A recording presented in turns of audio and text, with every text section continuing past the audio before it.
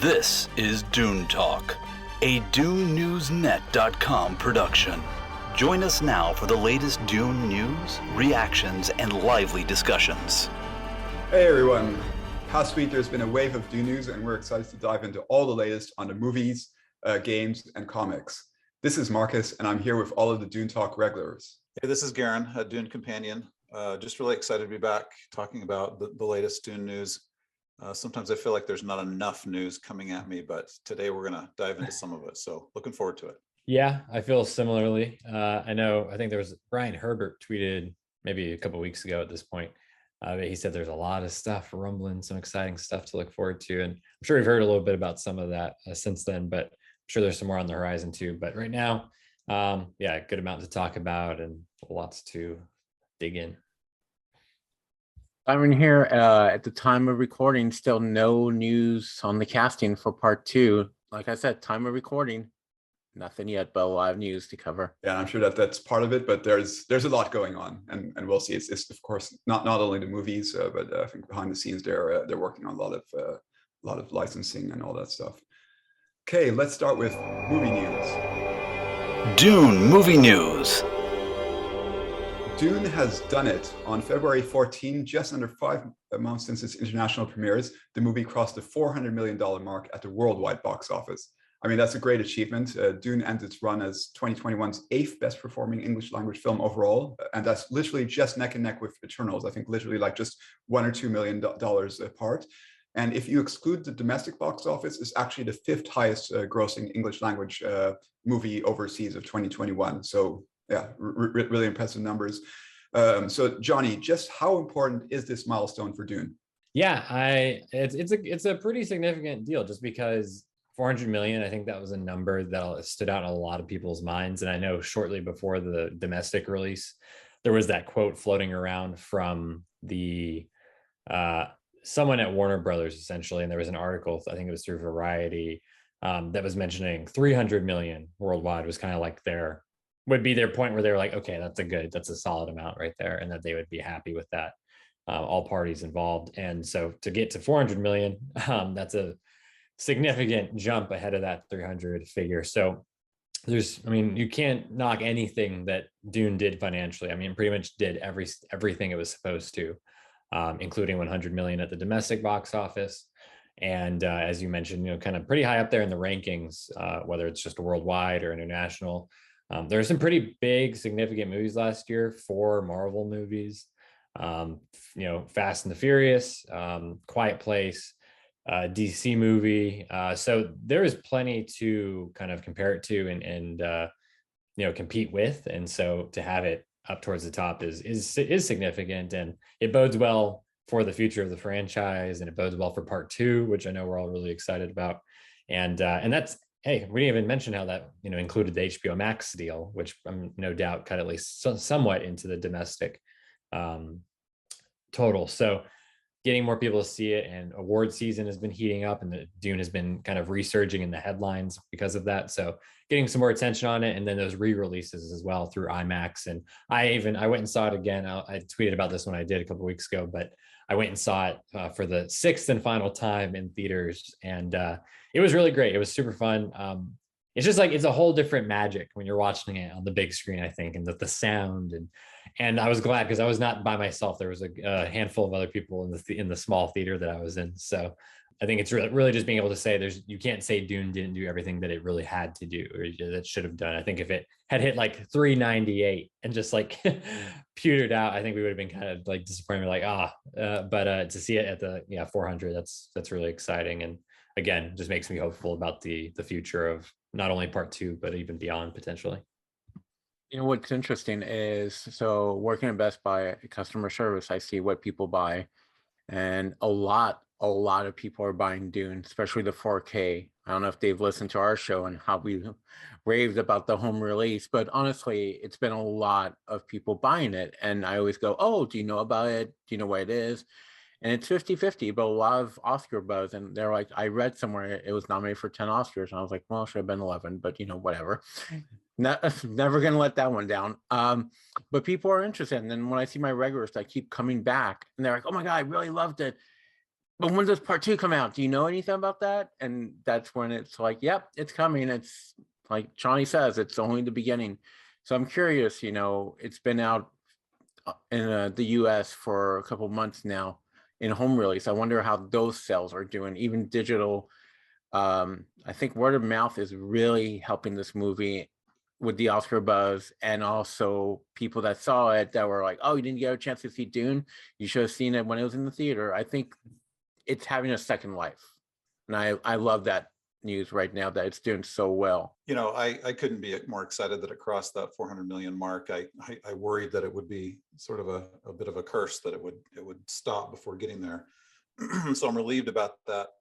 I had an interesting experience last weekend. I went down to the southern part of the state to see my mom, and her husband. He went and saw it in the theater. He saw the '84 version, and he actually loved the '84 version. And so when he saw Villeneuve's version, he actually didn't like it the first time. And he knows that I'm really into it and I understand the story of the movie. And then when I went back down this weekend for President's Day, he said, "Hey, why don't you bring that 4K version of Dune?" And he really loved it the second time. So I think for some people that may not be familiar with the genre or the universe, there could be a little sticker on the DVD to say, watch this a second time, because that second time, for someone that's not familiar, it's a really great experience. So I'd like to believe that this film really has another set of legs. And Johnny, you would know better than me, but the fact that with all the Oscar buzz, there's a lot of there's a lot of news related to the filming of the upcoming part 2 this summer. That will only increase. I really think, Simon, you're right. There's going to be a continued interest in this film because you want to understand the foundation going into part 2. So anyway, I'm super excited. When I look at the list of worldwide box office, numbers for 2021, I mean, Dune is right up there with Godzilla versus Kong, Shang-Chi, Spider-Man. Obviously, Spider-Man's, astronomically higher in terms of its total numbers, but it's just exciting to see it playing with those big league players.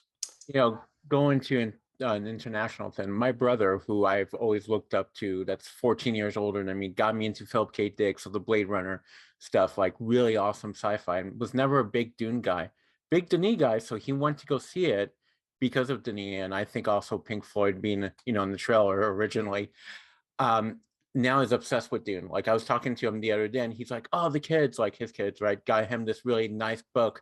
He's like, you can't have it because it's only available in France, but explaining like the philosophy, the politics of Dune. So it got him excited to go and get some, my niece and nephew guy for him, but still he's reading it. He's interested in it. Like he wants to know more. And I think word of mouth is the key until part 2. Yeah. And last thing I'll say, speaking of the part 1 and the box office total and of being available in theaters, I'd be very surprised if we don't all get the chance to see it again next year in theaters, because I think that makes just way too much sense. With part 2 coming out, I think there'll be at least some sort of like 1 week or at least, limited run where leading up to part 2 in October, we'll get a chance to see it again, and I definitely will be there. I think you're right, Johnny. I think you're right, Johnny, because the thing that has really stood out to me, and I realize if someone is a huge Marvel fan, for them to be able to go back and see that MCU film in the theater on the IMAX, sure, that's an exciting experience. We want to do that, but one of the characteristics, one of the standout hallmarks of this film is seeing it on a big screen, seeing it. We've talked about this on the show. So I think you're right, Johnny. Why would you not allow us to all go see this right before part 2 comes out? I think it'd be genius. I'd go. It's just great marketing. Just like, hey, come back to Arrakis before it gets real. I'm sure some places will be running a nice double feature when the part 2 comes out. You can see them both. I'd be down. They did that with the Avengers movies. I remember at one point, even the Star Wars movies, the sequels. I remember before the last not The Last Skywalker, The Rise of Skywalker. See, that's how much I blocked that movie out of my head. But I remember AMC was doing like all the sequel trilogy, The Force Awakens, The Last Jedi, and then The Rise of Skywalker, kind of like, hey, spend the day in this universe that you love so much. Yeah, and also in Europe, when I lived there, I know that that's pretty common practice to do those marathons when like the second or third movie in a series is released. So I have no doubt that they're going to make use of that for Dune. So I guess eventually this 400 million number, it will get even higher, but yeah, we'll see how that goes. So the next story that I want to touch on is in Empire's April issue, they published an interview with Denis Villeneuve covering several interesting topics. The director confirmed that he's expecting to start shooting Dune Part 2 by latest the end of this summer. And he also went into his rationale for elements that weren't present or didn't make the cut in Dune Part 1. So there were a number of examples that they talked about in the interview, of course, like, for example, some characters that weren't there. And one specific scene that they touched on, and that's one that Rebecca Ferguson had posted on Instagram as one she loved, was the scene on Caladan where Jessica trains Paul in knife fighting, and we'll put up the picture for that. And that's a skill that we saw her display later in the movie, but that would have been nice to see. So Simon, when you hear about all these little scenes that didn't make it into the movie, what are your thoughts? Sadness, because I want more. No, but I get it. I mean, the movie's already long enough, and it's the whole thing. You want to turn around a fast movie, more showings. I remember when I was in film school, it was the year right after Titanic, and no one understood why Titanic became this highest grossing movie, because the goal is you want a movie that people could go watch, like 90 minutes, an hour and a half, which is funny because the other day I turned on Netflix and they're like, movies under 90 minutes. I'm like, oh, you get it, Netflix, you get it, that people want to be in and out, but have their entertainment. Like I've said always, more Dune would be better. I'm hoping somehow there's an extended cut, maybe after Dune Messiah, before Part 2, but I love knowing that they're shot, but I just want to see them. Like, I want to see how the movie would have felt with, spoiler, Duncan arriving on Arrakis, because I feel like that would have been totally different. Is there even a Duncan intro explaining what Arrakis is? So I'm beyond happy with Denis' cut, with Joe Walker and everyone involved, but I would have also seen what else is out there. As Dune fans, like, I know recently we just found out there was another scene from the 85 movie that was cut. At least it's not crazy like that movie that was butchered in half, but I would love to see those scenes, and I'm hoping before Dune Messiah we get them. I'm hoping for an extended cut, Peter Jackson style. My thoughts on this, obviously being a filmmaker, and I don't know this firsthand, I just doing a lot of reading and following a lot of directors, it really is, I'm sure, an excruciating exercise to decide what's going to stay in and what's going to stay out. I think the thing that makes a great director stand out from a mediocre director is someone who can make that decision, not be so subjective and tied into some of those scenes that you can't let them go. Because we've talked about this on the show before, but I'm so grateful the way Denis made this show approachable, enough information, but not overwhelming us with characters or names or background. And so he threaded the needle just exactly right. But the thing I got kind of excited about is how he mentions, because I didn't know that this was something that he had in mind, but he mentions this scene with Lady Jessica and Paul. He sort of hints like, well, maybe that will be in Part 2. So the director does have flexibility to be able to change, be flexible with time and show flashbacks or flash forwards, as we've seen in this film. So I don't know. I mean, maybe there's some stuff that, we think we've missed out on it because it hit the cutting floor in making Part 1. But what if some of these scenes are going to be in Part 2? That's pretty cool. I'm excited. Especially with Paul's visions and how they work. Like you said, Garin, it would be interesting if it's like him maybe just training the Fremens and going back in his head. And even if it's like 10 seconds or something of seeing him getting trained by Jessica. On the Jessica deleted scene, I kind of love that it's not there, because for new audience, new people that get introduced to Dune, you see Jessica this whole entire movie, and then when she does pull the knife, the Chris knife out, you're like, whoa, she's amazing. She is a warrior, you know. So I think that scene might have, and this is maybe what Denis thought with Joe Walker, like if we show it too early on, people are going to be, well, she's going to pull a knife out later, and we know what she's capable of. It's just timing. Yeah, I mean, that's a really good point, Simon. Just that's what people don't think about when they talk about how badly they want to see deleted scenes, how badly they want to see extended cuts and everything.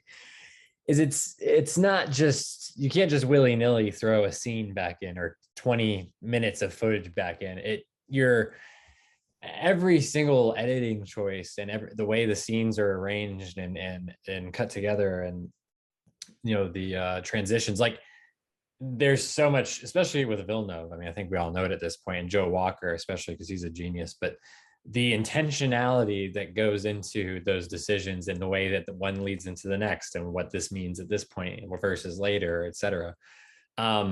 That's why, yes, Simon, yeah, you know, that doing this here could change this intention here and what that means and how that affects the viewer. So again, I'm kind of pretty much still where, like, if, you know, if we were to ever get something, I would only ever, honestly, like, because we know ultimately the studio is going to do what the studio is going to do, probably, right? Like, they have the footage, it's not just going to disappear, it's sitting there somewhere for them to use at some point if they want to.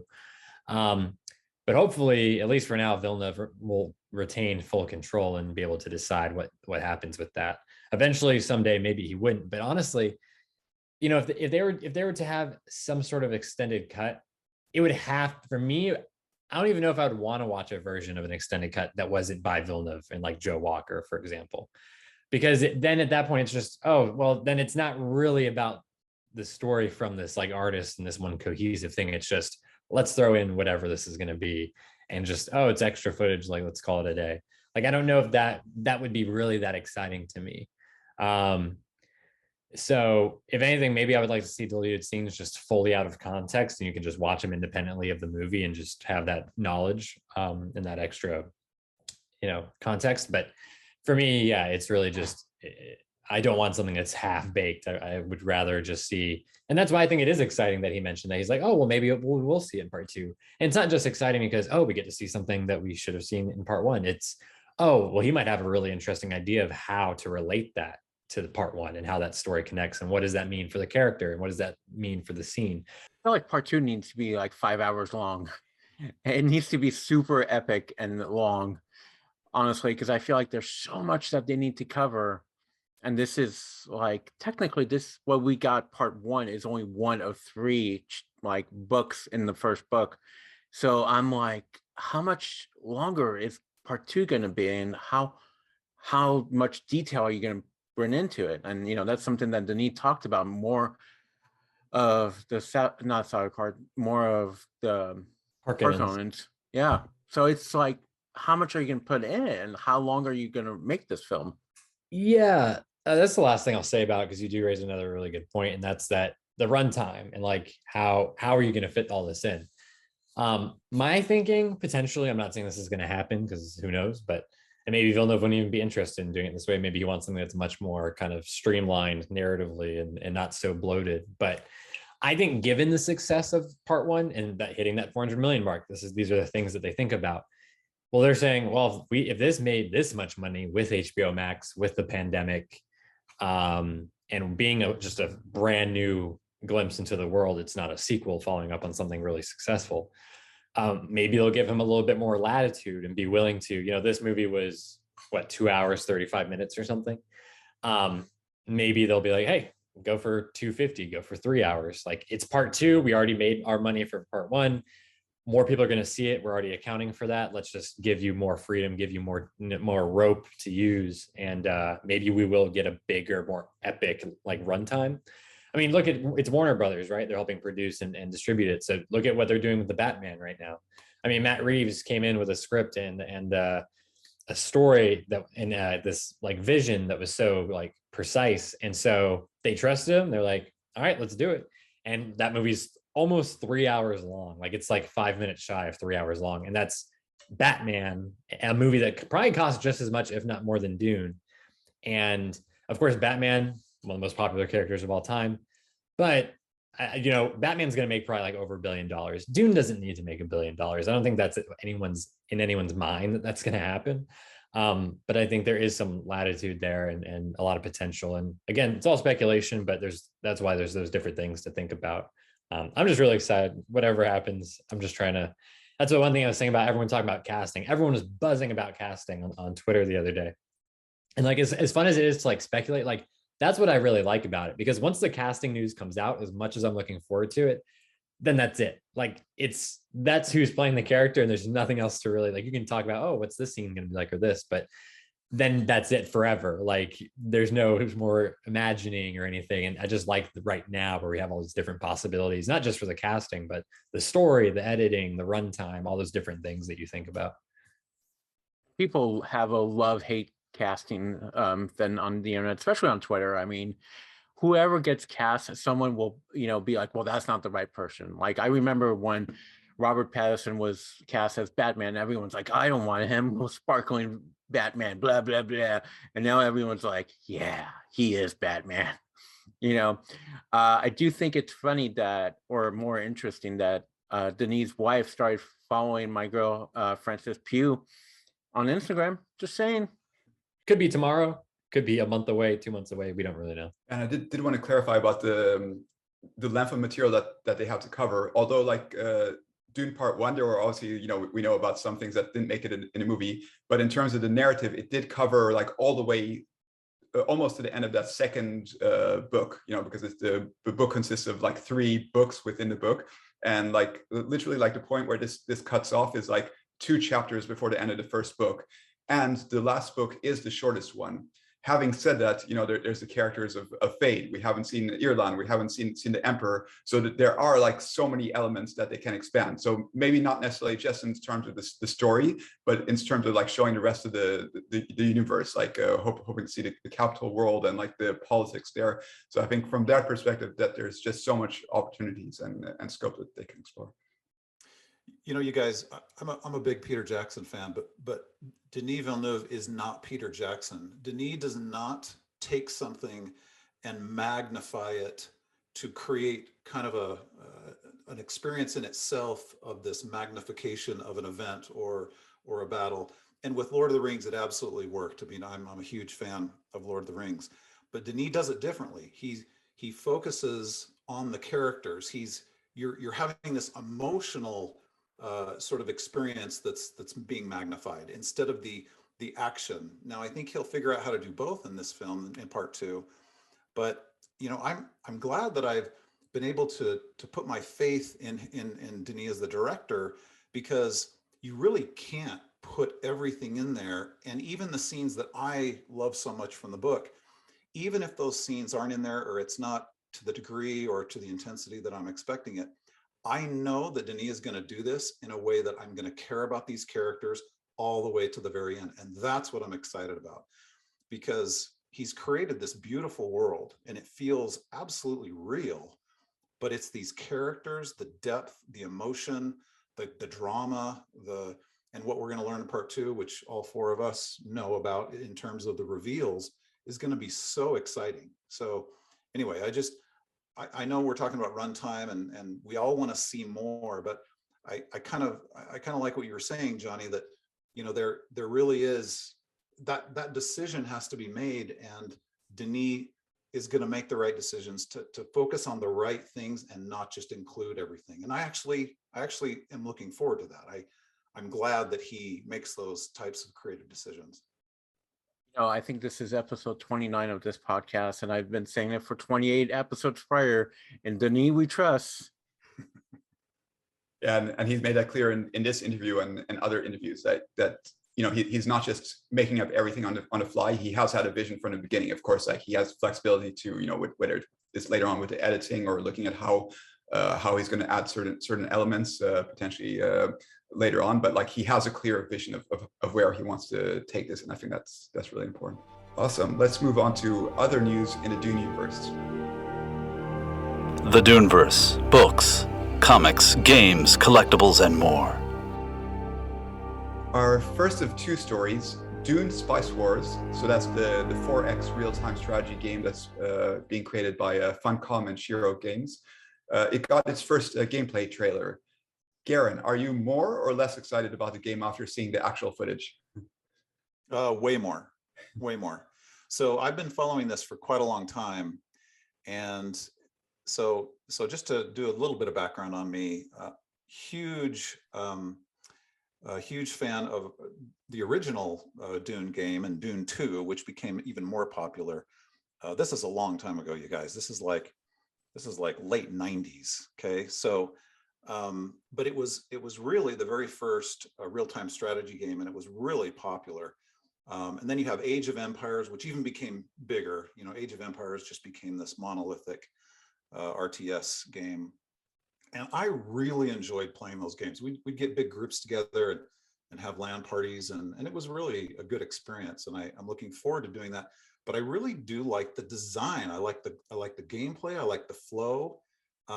So I'm really excited about this, you guys. I even though it is my favorite, you know, book and movie and genre, I'm really excited with how they're creating not only the strategy elements of it, but that they're pulling in, you know, the storyline, the characters, and seeing that video with the gameplay, I got a lot more excited about it. I was a little concerned, you know, are they just trying to shove this in under a tight time frame and you know, match the excitement of the films and all that kind of thing? But it looks, according to the video, the game footage, it looks like it's smooth and it's going to be a good experience. So we'll see. Very much like Garin, I remember playing this game. For the longest time, I thought this was the unofficial sequel to the first book because I didn't know there were other books. And I remember like 1997, 98, around that time, I want to say, maybe even 99, being obsessed with it and just being like, I like this game a lot. You know, like I've said in the past, I'm not a gamer. I'm happy with my PS4. I'm finally playing Cyberpunk, and I would love a Dune game kind of like that, where you can walk around in that environment. But I will definitely be picking this up. Hopefully it comes out on the Mac or the PS4. Like, I want them to re-release Dune 2000 on the PS network, because I will definitely buy that game and go back and have fun. So, not a big gamer, but I do enjoy my games, and this is something I do definitely want to pick up. I just wanted to say that, you know, having been kind of a fan of these RTS games over the years, I remember some of the subsequent Age of Empire versions, titles that came out, and I will say this, and I am optimistic about this game, but I will say there are times when you see the screenshots, you see the gameplay, and sometimes these games are just missing that magic something that just keeps you in it and gets your adrenaline going and not only captivates your mind and your strategic thinking, but just your sheer kind of childhood wanting to have fun for a couple of hours, you know. So whether this game has that magic something that I'm referring to, I don't know. And I'm a little, you know, kind of waiting to make my my verdict until I can actually play it. But I hope that these guys have done it right. I mean, I'd like to believe that, you know, Legendary and the Herbert properties are going to at least make sure these are like the A-list designers and programmers, and just to make sure this is a great experience. But from what it looks like, it's pretty promising. It sounds fun. Have you ever played an RTS, Johnny? I actually haven't. I don't think. Oh, okay. Yeah. Like, that's the thing is with these types of games, even if I mean, that's the thing, because I love, like, we've talked about games before. Like, I grew up with PlayStation 1 through 5. And I love gaming. I'm not into it as much as I used to be, just because of being an adult and all that stuff, and movies especially. But even if they were to do, like, you know, like a third person, like, adventure game or something in the Dune universe, I'm one of those people where I don't play games so often. I don't buy that many games or like play that many games to the point where I would get it just because it's a Dune. You know what I mean? Like, I would really want to have it from a promising developer. It would have to have interesting gameplay. It would have to look visually interesting. And even then, you know, do all those elements come together to actually work? And that's so, even in your situation with this new game, like, you know, even as an RTS, obviously very different gameplay wise and stylistically, but you still want to make sure all those elements like come together. So, and I'm sure gamers, I think more than anyone can tell you, no matter how good something looks, you never really know until it comes out and you play it. Just go ask the people that pre-ordered Cyberpunk. So it's just, yeah, one of those situations where, for me, yeah, even though it's Dune and like I'm excited that they're developing more product, you know, I say products, but different, you know, they're getting into different types of media, games, even board games. I got a new board game for Christmas, the new Dune board game. I'm actually really looking forward to. I haven't played it yet, waiting for the right time, but I'm really looking forward to playing that, even though I'm not like it's like a strategy game essentially, but I've never really gotten strategy games, but I am still excited because I've heard good things about it. And I know it's like somewhat loosely based design wise on the movie and stuff like that. So I'm looking forward to doing that. But RTS, yeah, I don't know if mentally my brain can really get into that like type of game, at least at this point, maybe later down the line. Yeah, and for those of you who are familiar with recent strategy games, so Shiro Games have also developed the game Northgard. So if you've played that, you might know more of what to expect here. But of course, yeah, so far there's been some clear reveals in terms of what we can expect in terms of, you know, it's not only about like the combat, but there's going to be like the political aspect, diplomacy. So looks like there's going to be yeah, quite an immersive experience. I'm looking forward to checking out, and it is going to be released quite soon. So they've mentioned that it's coming spring, so that's just around the corner. Whether it's going to be early or late spring, we'll see. And that's coming to early access on Steam. So far, that's the only platform where it's been announced. We don't know if they're going to expand to other platforms later, and hopefully they do, because I guess not everybody does have access to Steam on their devices, but we'll see about that. Our last story for today, Boom Studios. So they're the comic publisher that have been releasing tons of comics. So Dune House Atreides and the other one-shots that came out last year. So they've announced their next release in their line of Dune comic books. That's going to be Dune, The Waters of Conley. And that's going to be a 4-issue miniseries that starts in May. And like Blood of the Sardaukar and Whisper of Caladan Seas, the one-shots that came out last year, this is based on a short story that expands the lore that we know from the book and the movie. This specifically is going to cover the story of Gurney Halleck. What actually happens to him after the Battle of Arrakeen? So if you haven't read the book, or is he not dead? Yeah. That's the question. Yeah, so if you haven't read the book, there may be spoilers in there for you, but yeah. So Simon, what do you think about them continuing to explore this period of time with the comic books?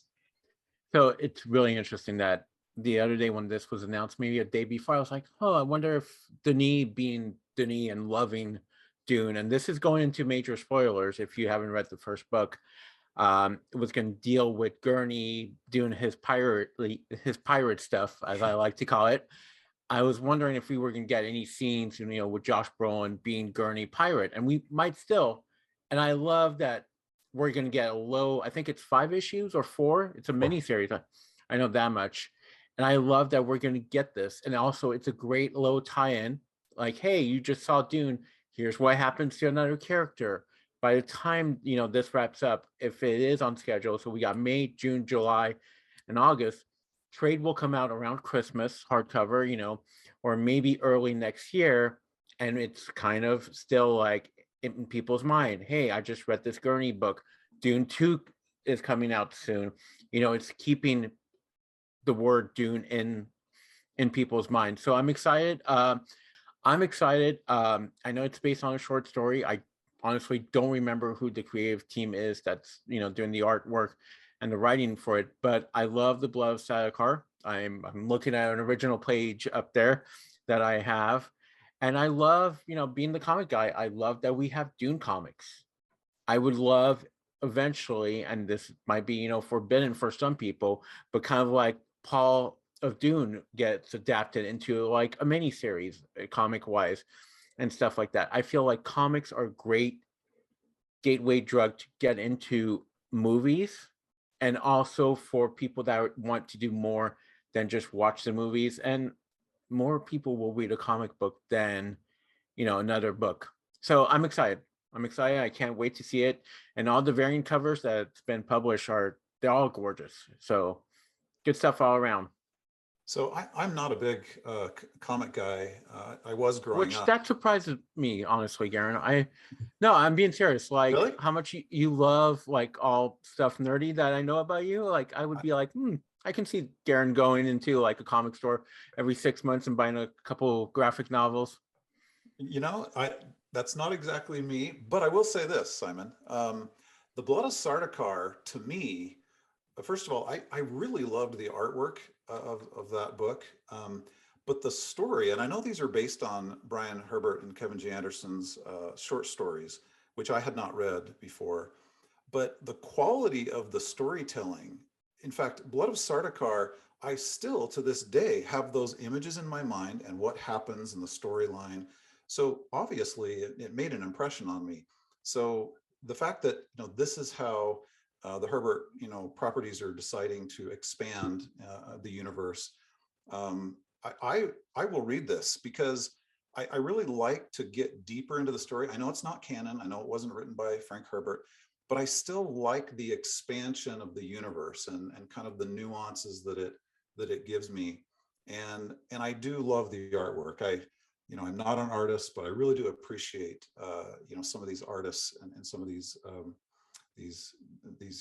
comic books that really are pretty amazing and pretty striking. So yeah, I'm not that Simon, but I really have appreciated these, and this is a book that I want to read. Yeah, I am actually pretty big. I'm looking at my shelf over there, which is covered in comics, literally single issues right now. So I used to be a good deal into them more than I am now, just because, again, I'm getting old. I don't have the time that I used to. But yeah, I love comics. I mean, they're an amazing medium. Again, with Dune, it's like, I think it is more for me about like the creative team necessarily than just like the title or the brand. I did get for Christmas, I got House Atreides, the first trade book. So I need to read that, hop on that. The art looks amazing. And I'm excited to dig into that and potentially read the rest of those. The thing about this, I think is most intriguing is definitely the premise, which is that, Gurney and during that period, I think that could offer some pretty cool stories, especially like opportunities for like different scenes and the artwork that could come out of that. I think could be really awesome. So I definitely have to keep an eye on it. I'm going to focus on House Atreides for now and getting caught up with that and seeing what I think about that. But I would say, potentially down the line, that would be another one that I would consider getting the trade for.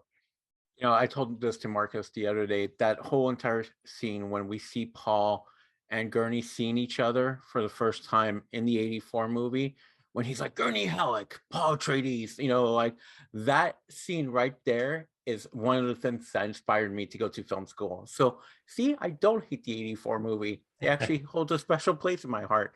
That scene right there, because it shows that friendship. And I feel for the people that will read this book, when we re-see Gurney, I feel it's a little extra layer on top of it, and we'll know what Gurney was up to.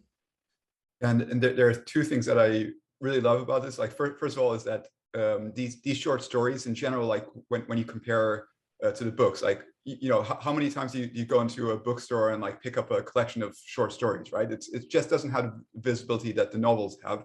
And so I think that there are a lot of people who aren't aware that they exist, or haven't had the opportunity to dig into them. And the comic format is just perfect for that, right? Because it's either like one big issue or these 4-issue miniseries, and you get to tell a story and expand onto them. And that second point is about just the expansion. I mean, I'm a really big into the idea of like expanded universes, because I think when it comes to like a story like Dune, or whether it's Star Wars or the Lord of the Rings, once you've read the main story, you're so immersed in that, and you just want to like stay longer with those characters, learn more about those small details. And I think it's just, yes, such a great experience for fans to be able to like spend more time in that universe. So yeah, I'm excited about this, and I do hope that they're going to continue doing this, and not only with existing stories. I hope that we also get some original content potentially tying into when they start the TV series or into later movies. I completely agree with you, Marcus. Like I love Star Wars. I know I bash it quite a bit on here, but back before Disney, when the expanded universe was the big deal, everyone would be like, "Oh, I love the Star Wars movies." I'm like, "Well, here's the deal. The movies are just the ESPN, Sports Center highlights. If you really want the stories, go read the books." Like for me, the new Jedi Order, those 22 books are the ultimate Star Wars experience. But I love that. I love that it's going to expand the Dune lore. Awesome. So that's it for today. So that's what's happening in the world of Dune news. So let's go ahead and sign off for today. I'll go first. Yeah, Johnny Sobchak, again, another great episode. Glad to dig into some details, learn some stuff I probably didn't have any idea about before now. And looking forward to the next episode already. Who knows what could happen between now and then? You never know. That's what's great about Dune right now, is it's just kind of blowing up, and I'm sure there's a lot of different opportunities they're looking at. So very exciting. But yeah, Johnny Sobchak, go ahead, follow me on Twitter. Keep up with Dune, all types of other good movie stuff, pop culture stuff.